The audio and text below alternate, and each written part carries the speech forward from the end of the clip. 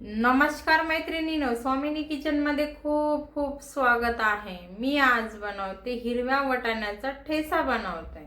एक वाटी मी हिरवे वाटाणे घेतलेले आणि हे आहे 1 चमचा जिरे, चवीनुसार मीठ आणि हे लसूण पाकळ्या घेतलेले 7-8 आणि हिरवी मिरची घेतलेली आहे 2-3।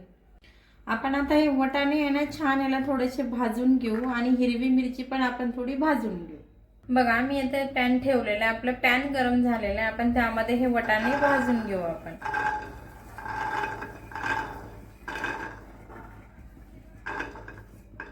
मी हलकेसे थोडेसे लालसर होईपर्यंत भाजून घेते, कारण आपल्याला ठेचा बनवायचा आहे।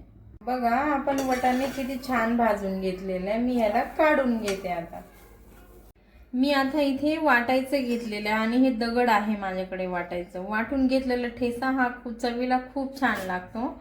आपण यामध्ये आहे ना हिरवी मिरची भाजून घेतलेली, आपण हिरवी मिरची टाकू त्यामध्ये। हे बघा, आणि हे वाटाणे जे भाजून घेतले का आपण हे वाटाणे टाकू यामध्ये।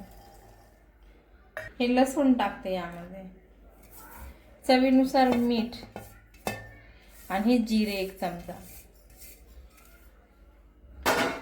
हे सगळं टाकून मी आता ह्याला मस्त ठेचा वाटून घेते।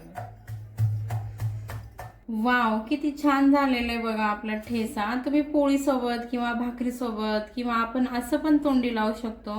खूप छान लागतं चवीला। आणि मार्केटमध्ये हिरवे वाटाणे खूप आलेले आहे मार्केटला।